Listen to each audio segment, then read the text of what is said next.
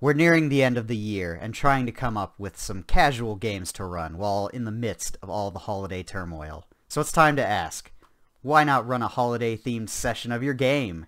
Be it Christmas, Halloween, Leif Erikson Day, or whatever you celebrate, you want to have the festivities spill into your next tabletop session.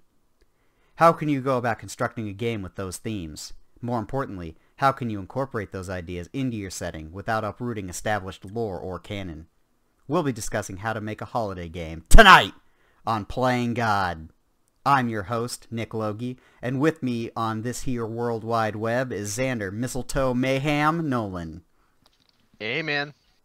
We're going to start by talking about why you would want a game to be holiday themed. Xander, why would you want to run one of these types of games to begin with?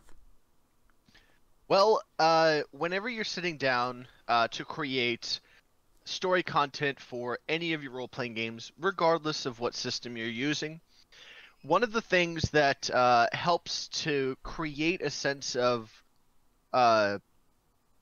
realism in your game is to include like festivals and holidays and things like that, but making them tied to a certain time of year, like a Christmas-themed episode, like what Nick just ran this last Monday, helps your players kind of get into that spirit and get into that time of year in all aspects of their life, not just, walking through the store and seeing, all the clove-scented, pine-scented stuff, kind of strewn about haphazardly, but, also in the things that you do with your everyday life. You go to your job and they decorate and things like that for Halloween a lot of the time.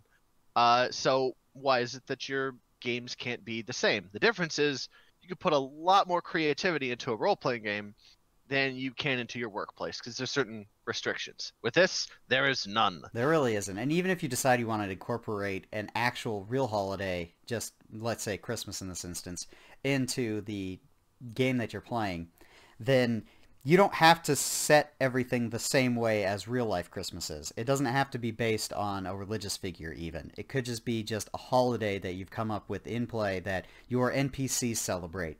It does a couple things right off the bat. First, it gives more depth to your world because theoretically this holiday, even though it's all an imagination, would take place regardless of whether or not the characters are present to enjoy it with them. And so have the characters being included in such a thing gives the players a more narrative-rich experience, especially during the time of year that you're running the game in. It gives a little more levity to many of the darker situations that you can find when you're role-playing more seriously. And, well, frankly, it's just hella fun. Oh, yeah. Like, a really good example of one that was really, really well done is when Halloween, I believe it was not this year, but it was the year prior, Nick ran a holiday-themed game for that Halloween season. And a real quick side note is that I actually do this every year. We've been playing Legends of Latir, the game you've heard several times on at this point, for about 2.5 years now. And so I've run two... Yeah, oh no, actually, it's been longer than that. We've had 3 Halloweens. We've had 3 Halloweens. We've had 3 Halloweens, and I've done a special event on each and every one. Yep. The one that really sticks out in my mind was our characters were magically transported to another place, a place that we had never really been before. And while we were there, there was a large kind of grand festival that was happening where characters were... NPCs were dressed up in Halloween costumes. And the thing that made it really cool was the fact that our characters had become so well known throughout the cosmos that there were people dressed up as us. And it adds a layer to your gaming experience, both as a player and as a game master. When you add these kinds of things, the first thing is that it gives you a break. The main story is trudging along, and, your players definitely want to engage in that. They definitely want to continue the arc. But every once in a while, it's good to take a game or maybe two to just step back away from the main kind of narrative and do something silly and something fun. Like, we had an episode that oddly enough, every single one of our episodes, even our chill episodes, end in some kind of disaster. But we had a hot springs episode where the characters just kind of hung out in a hot spring, and there was a That wasn't even a holiday. That was yeah, just because. Oh wait, was that New Year's? That was New Year's. yeah, it was Actually, New Year's. that was a holiday, Uh, sort of. so there was a real fun little kind of festival going on, and then all hell breaks loose, as you can Literally. imagine. Literally, because lava started flowing everywhere. And demons showed up, so that's a big indicator. Oh yeah, oh yeah. But having these kind of breaks from the main narrative gives you some time to come up with something that's fresh. Helps break you out of that continuous cycle of, all right, they're trudging through, they're about to see this, they're about to see this, they're about to see this, and da da da da da. And it gives you something new and exciting to work on, and I your players get a break from it too. Right. I find that the focus is more on the players because it's a hectic time of year, especially around like Thanksgiving and Christmas, where Oh yeah, everyone's super busy all the time, like between work and like family obligations and I mean everything else that you got going on. oh You yeah, don't want to have to spend like you don't have to rack your brain just trying to like solve a role playing game. Instead, you could yeah. just sit down. You could like fuck around on Halloween and like steal people's candy and solve ghost mysteries or whatever it is that you do. Um, Meepo stole so much Instead candy. of trying to like um, hardline all your players into continuing on this gritty, realistic story, maybe you throw a game in there that doesn't make a whole lot of sense in terms of continuity. Um, TV shows do it, and that has mixed results depending on which one you watch. Some of them incorporate it pretty well. Others, you're just like a dumpster fire that you get to watch.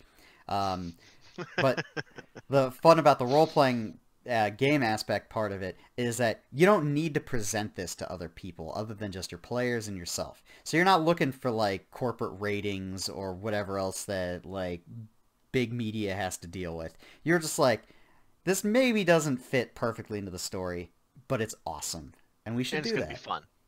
And it is gonna be fun. And so, another thing to consider in terms of like why would you even bother with it to begin with is when to actually run it. Now, Oh yeah. something that you all are immediately thinking of is there's no way in hell that I'm going to run a Christmas themed game on actual Christmas. There's usually too much going on. People are probably not even going to be together, especially Yep. if your role-playing group like ours is just in completely different areas, like different cities or states, or even, in Xander's case, time zones. So think about when you want to deploy the game. For me, and what we just did for our Christmas theme episode, is we did it on Monday, which, what is that, the 10th or 11th or something like that? Of Yeah, I September? believe it was the December? 10th. I don't know why I said September. December. It was the 10th of The 10th. December this year. Yeah. So that's, I mean, that's kind of close to Christmas, but it's not like right up on it. But that's okay because the closer you get to whatever this holiday is, the less likely that you're going to be able to either A, have everyone's full attention, B, be able to get them to gather in the first place, Oh yeah, that's a and really hard C, one. you yourself as a GM might be taking on a lot of strain in the holidays. You also don't need to be racking your brain over trying to come up with the perfect puzzle piece to fit into like your next session. You could just say, "Fuck it, let's just do a holiday game." Yep. Now, if you can kind of seamlessly integrate a holiday episode into your main narrative, like what Nick did, he'll provide you an example from the DM side. I don't have that luxury, both thankfully and to my dismay. Well, then But maybe you can learn a little something too. indeed, we are always learning from one another. Um, if you can kind of shoehorn it in, don't make it too forced, but Well, give it some that's thought, actually give it pretty some much what time. shoehorn means. I said too forced.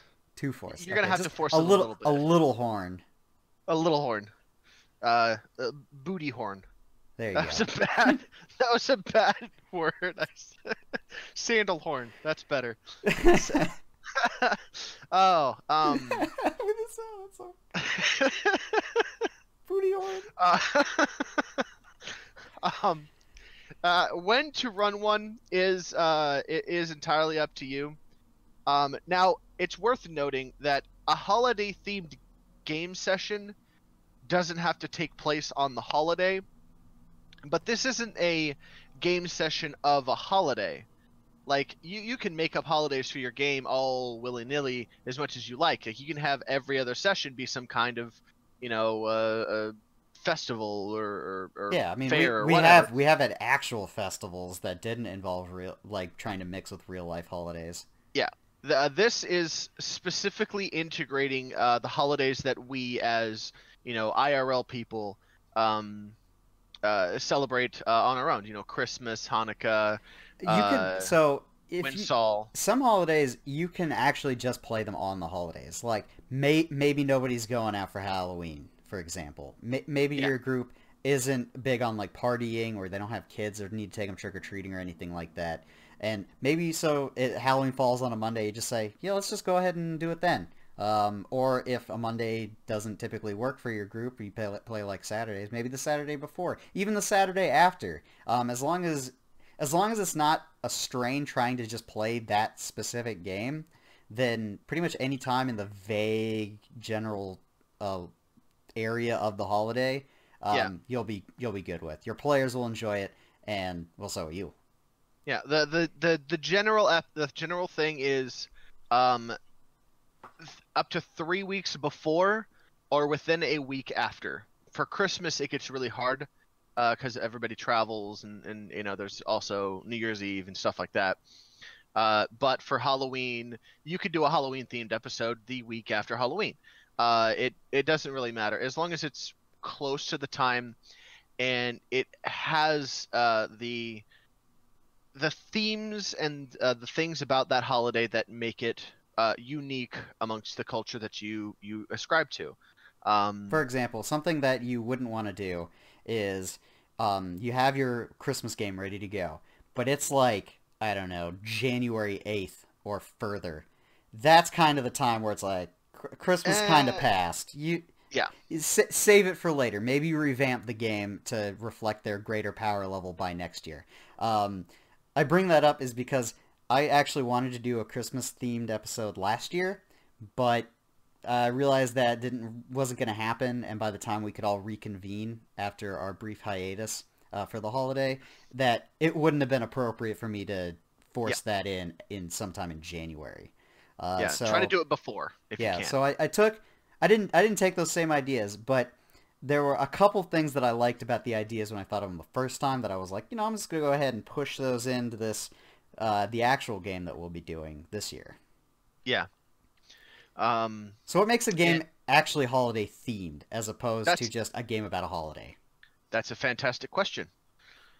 Nick, you are the one who most recently did a holiday themed game. Why don't you start this one off? So this is the way I like to approach incorporating a not Halloween, holiday game into your regular sessions. Do it much like you would take like grand events and have certain sprinklings of detail put into pretty much any situation. For Dungeons and Dragons, if the players walk into a tavern, maybe there's like a Christmas tree in the corner, or like a, I don't know, Maybe the Tarask patron, tree. yeah, yeah, maybe the patrons are exchanging gifts, and you might be from a place where this is abnormal to you, like the culture that your characters come from doesn't have a holiday like this, and so you're like, oh, out of play, you're like, oh, this is definitely the Christmas episode. When you can mark it as what it is outside of game as a player, it's like, okay, I get it, this is the blah holiday theme, this is the Arbor Day or Mhm. the Easter or Yeah, maybe whatever. have like there's tinsel in the rafters, or even if you want to go more subtle than that, like you're trying to surprise the players with the holiday theme, like I did, then you could Yeah, have characters talk about the holiday, like NPCs talk to each other, but like vaguely. yeah, vaguely. Use words that they would get contextually since they understand what they're talking about, but the players might pick up on immediately. So with the most recent Christmas game, I had the NPCs. They were describing a problem, but during the course of describing this problem that the PCs eventually solved, they were sprinkling in little tidbits of information about what is to come without revealing the true nature of what was actually happening. They would say things like, this gentleman, one of his sworn duties is to deliver between these two cities the rewards for citizens that like have followed the law, paid their taxes properly, done all the good things according to that setting. And when you reveal that this person's Santa later, then the players are like, "Oh, you!" But like you've been giving them the hints the whole time. They just didn't realize it until it was too late. Okay, and so go ahead. Nick said, well, there's a drow man who flies back and forth between this kind of no drows land. Like, nobody is allowed out there. Nobody at all. And he wears bright red armor so everybody can see him. Bright and everybody red plate knows mail. who he is. And, he's got a bunch of hellhounds that kind of hang around with him. Also, yeah, they do his bidding. Yeah. So there's a giant snowstorm that's blowing in from this place in the Undercaverns, which weather seemed kind of odd, but I mean, there's weather in another place in the caverns, so we didn't think anything of it. Yeah, I had to pull the snow from pretty far away, but since it's a fantasy world and it's the Underdark, and I thought, you know what, it'd be kind of cool if they had a weather pattern down here. Then that's what I decided to go with, a snowstorm. So we're trying to figure out how we can possibly get past this guy without alluding to the fact that we're here, because apparently everyone that faces up against him gets their asses handed to him or they don't come back. So we're like, we need to not encounter this man, whatever we fucking do. So we're coming up with a convoluted way, like it's the middle of a snowstorm, so we've got a decanter of endless water, and we're using two different ice spells to kind of create a small tornado of fucking ice crystals and snow around us so that we'll pass unseen. Yeah, so they could blend in with the storm as they were moving. Yeah. It was actually a really cool creative idea. Like we're gonna do this. This is awesome. Okay, we're finally getting through. And one of our characters is like, you get it's like, roll me a perception check. And she's like, okay, fine. She does, and she gets a great perception check. And he's like, you see a shadow kind of whipping around, and it looks like it's coming towards you. It's a large, dark thing. Fuck. It spotted us. Like, our thing didn't work. This is gonna suck. And then as the thing descends, Nick starts out with this poem that begins with, "'Twas a game around Christmas, and an enemy hath struck." And he goes into this 5-paragraph friggin' poem. I rewrote, what's it called? Night Before Christmas. Except I put it entirely in the theme of the actual Dungeons and Dragons game. So I included character names. I actually described the encounter in the stanzas, so that way nobody had to ask what the terrain or anything was like, because I put it all in there. It was expertly done, in my opinion. Like, all of us were like, "What? No, Nick, fuck!" Like, because we did not see it coming. Nope. We could have, if we'd taken just a second to really analyze what Nick was throwing our way. But he knew us. I had players. Winter music going on in the background. We're like, fuck. When I switched to the straight up Christmas like jingle bell thing, like they were like, "Wait a minute." That's when you guys got tipped off the first time. Yeah. When I switched the songs. Wait a minute, what the fuck? Oh no. Then I started reading the poem, and then you were like, "Oh shit, we're fighting Santa." So we had to fight Santa and his hellhounds, and we kicked his ass. But he named all of the hellhounds, and Frostclaw, Bronze Chomp. I'll just read the whole thing. Just read the thing. Just read the thing. It's great. "'Twas a game around Christmas, and an enemy hath struck. A drow with a beard, who didn't give a single fuck. He rode in all high and mighty on his obsidian sleigh, his red armor twinkling, he looked rather gay. His fabulous hair flowed in the breeze, high o'er the tops of the stalagmite trees. At his front 9 hellhounds led, the first 8 of ice, the final burned red.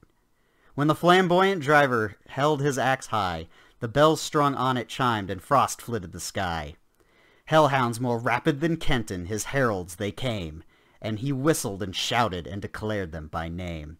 On Frostclaw, on Bronzechomp, on Zulak and Stormmaw, on Rottooth, on Kargid, on Ginal and Bloodjaw. And the leader Radianwarg, of course, the Shedder of Light. Now, you legends of Latir, are you ready for a fight? His sleigh danced gracefully through the sky. When it came down, you knew 'twas time to die. And when he arrived, he let out a holler, "'Tis I, your beloved Saint Trisballer." God, that's so awesome. I heard this Monday in the middle of game the first time, and well done. Like I put my hands up towards my mic and just clapped because it's amazing. It changed nothing about the task that we were doing, about where we were going, about the reasons why we were going, but everything about it was holiday themed.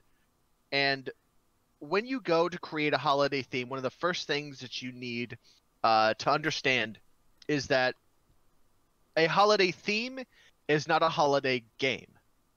With the holiday theme, all of the flavor, all of the fluff, all of the little extra tidbits like the poem and you know what it is that you're looking at can be very much in the spirit of, you know, Christmas, Halloween, you know, da da da da da. But the actual gameplay and the actual purpose of the game, especially if you're keeping it in your normal narrative, should not be detracted because of the general descriptions that are being given. We fought Santa. We kicked his ass. We kicked all of his. That was actually a pretty close fight. It was overall. a pretty close fight. I noticed you guys are doing pretty. Had a decent amount of trouble with it. Yeah. I also, since we're talking about it, since I don't even care if you guys like metagame this information because it doesn't matter. He's not showing back up. Saint Trisballer. The name comes from obviously Adamar Trisballer, like the guy you knew way at the beginning of the game, the elf who just never wore a shirt and had like a six-pack and all that. And he looks super shiny and shit. I basically just took the name because I really liked the drow idea, and so basically at one point in history a long time ago, the name Trisballer basically split between an elf and a drow, you know, right about the time when the drow were still on the surface and still enslaved by everybody. So basically that's the explanation behind how the name showed up. The names went their separate ways. Eventually, Adamar Trisballer, born of the elves, came about your time, and then Saint Trisballer down in the Underdark, that he does this gift-giving thing. So if you were wondering, that's why. And you can know that in play if you want to. We figured as much. The next time we see Adamar, we're like, dude, have I got a story for you? Yeah. So when you're setting up for a game, there's a couple of choices that you have to sift through, but there's two really big choice, and it's a one or the other. And the first is, do you pause your game and either have them roll up new characters or whatever to do a one-shot that's holiday themed, or do you continue your normal story but create a kind of side session? And if you decide to make a side session, do you do multi-sessions? The max that you should do is maybe 2. I would actually say probably about 3 and maybe 4 if you're doing like a mini campaign for it. The reason I say that is because every year in October, a game group that I'm a player in, our GM, he runs some kind of like Halloween themed mini game. Usually we play World of Darkness or just something that generally has a high lethality. And we just make the game spooky. Like it's like the first time we did, we called each of these mini campaigns a season of a show called Weirder Crap on Nickflix. So the first season of Weirder Crap was we were all playing kids because that was the first year that Stranger Things came out, which is also where the title is clearly from. And that game actually took place in like the small Midwestern town that was having this big Halloween thing where for the week leading up to the actual Halloween, there's like this big, pretty much town-wide party that continues onwards. And we're playing kids and all this while the spooky shit's happening. So we played about 4, 5 games of that before the story completely concluded. Like there was the end, and we went back to playing Deadlands, which our group normally did during like that game session. So you could take an entire new system and make a holiday mini series around it, or you could take your existing content and integrate whatever holiday nonsense you want into that. Yeah. A really good example, if you guys have been with the channel for a while, if you haven't, you can click back to our one of our episodes that we did. It was last year. It was called World War Spooky, and Nick ran a one-shot in the World of Darkness game, where we played World War II era soldiers. That were playing Polish soldiers as the German army was invading Poland for the first time. And you were getting deployed, and the Nazis were up to some shady shit, and like some, supernatural stuff, which is why you guys ended up playing. Yep, and it's a really fun. It's good to have that kind of vibe that goes with your the holidays that you celebrate. And if you do listen to World War Spooky, I apologize for the sound quality. That was the first time we tried something like that. And, it didn't turn out well in terms of quality, but the content was pretty entertaining. Oh, yeah. I've listened to it like 3 times now. It's kind of fun to come back to it every once in a while. That said, any of our games from henceforth are going to have much better production value. I figured out how sound works sometime between last year and this one. So deciding whether or not to do a one-shot or a side story within your game comes down to a rather simple question: is can you integrate the holiday-themed episode into your normal game relatively seamlessly? This takes a bit of practice. It takes quite a bit of preparation. You need to be thinking about your holiday-themed episodes a month, maybe 2 in advance. That way you can judge about where you're going to kind of fit it in, and you can come up with a means by which to give the flavor some real purpose. So another technique you can use is this. I actually ran 2 holiday themed games so far this year. The first was the second, I guess, the Christmas one, was a more seamless integration of the holiday theme. However, if we take it back to Halloween, we had a couple sessions where they just went to another world. Because there was no way I could integrate it in a way that would make sense to the story. But since it's a universe of magic and different planes and all that, then I basically just had... I had Rick Sanchez show up. Literally, not figuratively, Rick Sanchez showed up and said, "Hey, you gotta come deal with this shit. Come on." Yeah, and you basically just threw them into a portal, and they got dumped out in another area to solve the Halloween stuff. It was other than the characters being there, it was completely separate from everything that was going on in the actual game.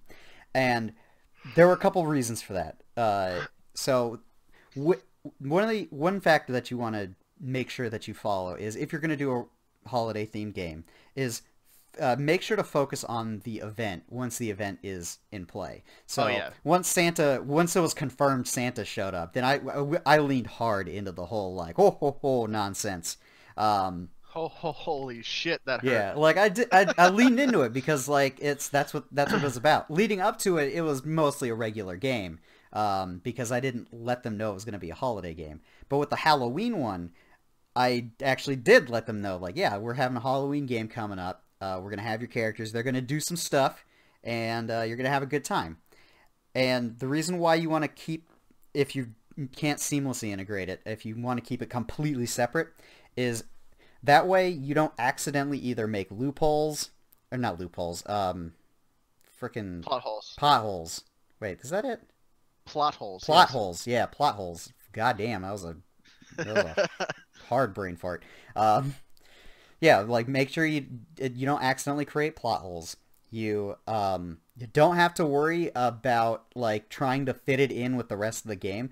Like for this Halloween session, we actually had a guest player show up for two of the games. Now, if he had been even like dipped his pinky toe into the overarching story of Legends of Latir, that would have changed this Halloween game from two games to like the rest of the goddamn campaign trying to get him caught up on that. Oh yeah, it would. So in fact, I actually straight up told everyone in the group when they started like trying to connect the dots between the event that was going on and the overarching story. I actually told them just like, don't worry about Don't it. do It's that. not go. It does not connect. If you do this, you're going to be finding a lot of red herrings and going down a lot of dead ends, and that's just not fun because nobody feels like they accomplished anything, and you're doing a lot of work for pretty much nothing. Oh yeah. So that's why I just said, let's hit the brakes. Don't worry about the real plot of the game. Just focus on what's going on here. This is all self-contained thing. Yeah. Beyond the obvious setting up a holiday themed game, the one of the biggest questions that I ask myself is how can I fit these elements of our real world holidays into this fantasy game? Like what kinds of things should I incorporate? What kinds of things should I leave out? And how to go about that? Because when you analyze a holiday from a theoretical standpoint and you try to integrate it into a fantasy setting, there's a lot of things that don't translate. And because of that lack of translation, there is both a room to kind of make shit up, like what with Saint Tris Baller and what have you. But there's also a lot of gray area that could potentially drop the production value, for lack of better terms, of the holiday themed game. You want to lean into it enough that they get what it is. So setting up Christmas trees, having a guy who drops presents off, and a flamboyant driver with an axe covered in jingle bells. Yeah, personally, Like I just take sprinklings of the aesthetic and kind of put them into the game rather than trying to incorporate the actual meaning behind the holiday. yeah. One of the things that I did for a Christmas themed episode that I ran once was Christmas I call Wensol within my fantasy realms, as it's the winter solstice. It pretty much translates regardless of culture. Most every culture on on Earth has some kind of uh, end of year celebration, be it a New Year's celebration or what have you. And the general idea is being thankful for the things that you have, sometimes giving gifts and things of that nature. And so Windsol was almost a carbon copy of Christmas, but it was canon to the game. If you set it up to where it's canon to the game, your characters then have the opportunity to go shopping for Christmas presents in your game. Like, so they want to give gifts to the other player characters, and things of that nature. So when you're integrating it in, if you if you create a situation in which these holidays are canon to your game, give it a little bit of twist, make it your own, but keep those kind of themes, as goodwill towards man, blah blah blah, and integrate the holiday around that time of year. And so not only are you experiencing Christmas, in the real world, you're getting gifts from your family and your friends and things like that, but you're also your alter ego, the character that you've been playing in a campaign for 3 years, is now exchanging gifts with you. Like they went out and they found magical items that they think you might like, and they bought them and they're giving them to you as a gift. So it's a really fun way to introduce new magical items into your story as well. It's also a really fun way to create red herrings, if you want to do a little bit more of the looking into things, like for example, Halloween. The holiday being canon to your game, you could call it All Hallows Eve. everybody gets what it means, everybody knows what it's supposed to be, you know, and but it gives the opportunity for the bad guys to also do some shady stuff. And so if you create your world to have those things, creating a situation in which your characters are integrated into a holiday themed episode flows a lot more seamlessly. But there's a lot of things that you can't integrate in. Like if Christmas was a real thing in Legends of Latier, which I don't know if it is, it might or might not. It's But not.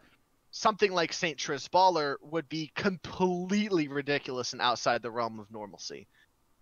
So whether or not you decide to just use some fluff and change something to be a little more fun and a little more grandiose and in space, or if you want to keep the meaning, it determines how much prep time you're willing to put in before you begin your game.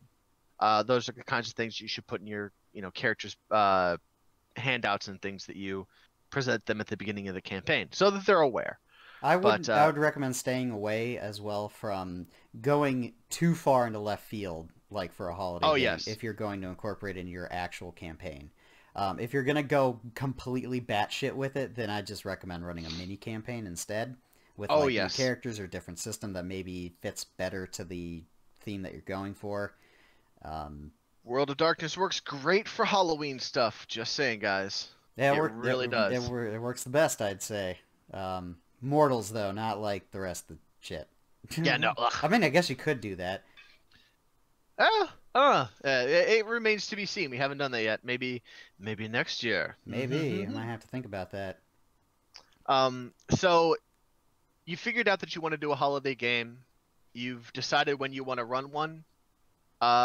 You've figured out how to theme your episode or your one shot, and you fit all of the elements into it. Put all the shit in it. All the things are going out. Now you have to set the tone. Not the tone, mind you, of in-play. We've already done that, or you've already done that while you're thinking about this game. I'm talking about setting the stage out of play. When your group knocks at your door, wants to come in to play your game, you open that door, it's Christmas themed, so you come in, you got fake snow on the floor or something like that. You got Christmas tree, you got candy canes sitting around, you got like a tablecloth with like red and white on it, or snowflakes or something along those lines. Maybe everybody has like one of those Santa hats while they wear while they're playing. Decorations are a big part of it. Music, obviously, huge factor. Like how just even with the example I gave where I used the more cheery Christmassy music when I was introducing Saint Trisballer, that tipped off the players. And oh yeah, it did. And I could feel like a change of your mindsets flip when you started hearing that music, because it was less a gritty tooth and nail fight to the death, and instead Santa's coming to deck your halls. Yeah. But one of my favorite examples is one of the seasons of weirder crap that our GM will put on for us. So we get into his house, and he's got his table set up. There's this basket in the middle of the table. It's got like this cover over it. We find out later that there's just a bunch of candy there, but it's like a black sheath over the thing, and it's like really weird looking. The lights are dimmed down, like he's got a few candles lit. He's got music playing on a little, like one of those little Bluetooth speakers in the middle of the table. And then we see this motherfucker, like as the game starts, he reaches down and he pulls up, he puts his black bag on the table. Then he takes this black latex glove, slides it over his right hand, and snaps it over. And we're like, what the fuck are you doing? He doesn't say anything throughout this whole thing, but he's just watching us. He reaches down with his right hand with the gloves and all that, and picks up a pair of tongs. And then we're like, okay, what? He opens the bag and like makes a big show of putting the tongs in the bag. And then we hear the tongs click a couple times, and then something hisses in the bag. Like a kss. And we're like, what? Will, what the hell do you have in there? And so he's like, like fighting something in the bag, and he pulls out a cube of dry ice at the end of the tongs, smoking, or fogging really, because it's just carbon dioxide. And then he puts this in a different bowl that's just filled with water. Like he sets that next to the candy bowl, puts the dry ice in the water, and then as the chemical reaction takes place and the temperature changes and all that, the fog just wafts over the table and like cascades down the corners of it. And we're like, damn! That was awesome. And then we went into the game, and it was like, well, we're ready for Halloween. This is definitely a Halloween-themed episode. Now, another thing that you can do... Now, this only works if you're playing in what me and Nick like to refer to as meat space.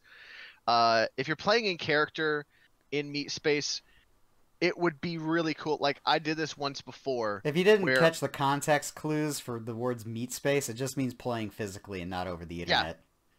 Yeah, that's in the Matrix. For all of our Shadowrun people, you get that. Yeah, we didn't have to explain that to them, but to everybody else who just randomly heard you say meat space. Meat space, yeah.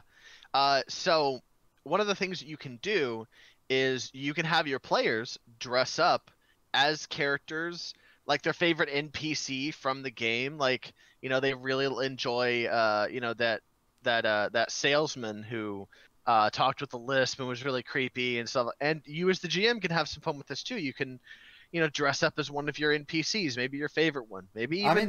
That's what I did in. That's the one I did that in Shadowrun. Yeah, you did. When you guys were hanging out at the, I think it was still the Badger Hole at the time. I think it was. So you were still at it was still the Badger Hole, and Willie Stacks, the NPC who owns the place. I would always describe him as every day he was wearing a different flannel shirt, different color. Well, every game. And he kept track. I made sure that I never repeated any color. And so during this like in-game event, I had all these players at like this long table that we had. I had this tablecloth draped over it, and I came in as Willie Stacks. I wore the black dress pants that he always wore, and I wore the only flannel shirt I had. And I made sure that I didn't use the color beforehand because I didn't want to ruin it. And so I came in with the flannel, and I poured them the drink that he was pouring them in play, which is the free beer that you've heard us talk about before. Oh, so what I poured in real life was ginger beer, because to me that's like the grossest thing I've ever tasted. And so and everybody was like, what is this? And I was like, first, it's not alcoholic, and second, you're gonna want to try it.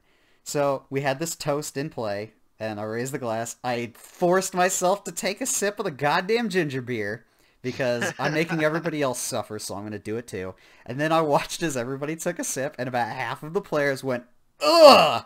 And then the other, like, maybe 10% were like, well, this is pretty good. And then the rest of them were just like, no thanks. I think I'm not gonna have any more of this. So, getting into the spirit of the game, like, you can have the normal campaign as it's running continue through, and your holiday theme is just how you set up your house and how you introduce, Halloween would be great to dress up as characters. This Christmas, you've got a little Christmas tree sitting on your table and stuff like that. There's ways to go about it. And so setting your tone on an out of play level is one of the most can be detrimental if you don't do it, and can also be one of the greatest experiences that you can have as a GM, because your players equate something in their real lives to something that their characters are doing. When they do that, their connection to their characters becomes stronger, and you could see it plain as day on their faces every single time it happens. It's just that wonder and that the beautiful look of just complete awe comes back for the first time since the last episode, or the like character creation. I've seen people where something is happening in play during one of these holiday themed episodes, and the same kind of happy, giddy look came across their face that they had when they were doing the character creation. And things have gotten kind of old and stagnant since then, but that helps rejuvenate the characters' connection to their players and helps them stay within their characters' boundaries. So holiday themed episodes are really good. They're really fun. And I will always try to do one every year. I limit myself to just doing Halloween and a Christmas one. But you can go and do whatever one you. If you want to do an Arbor Day themed one, go for it. You know, the more holidays you can cram in there, the better.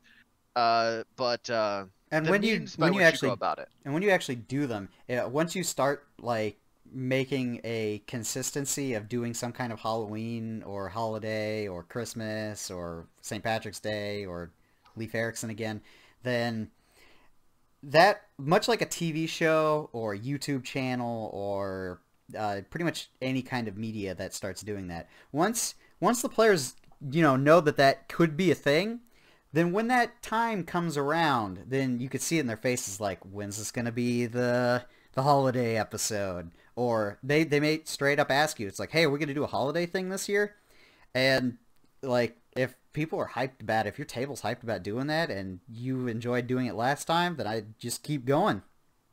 Yep, keep that boulder rolling. Because the worst thing you can do is your players come expecting you to do something crazy for your holiday themed happens. Mm-hmm. And it's like, all right, so it's like 3 weeks after Christmas. You've always done a Christmas themed episode. What gives, man? Yeah, just have that So transparency if you're going to do it or not, yeah, if it is something that might be expected. But however you do it, a holiday game should be a fun reflection that turns out-of-play traditions into something that is enjoyable for the whole table to interact with in play. We wish you a Merry Christmas and Happy Holidays for your real life and your characters, and we will see you next year on Playing God. later, man. See you then.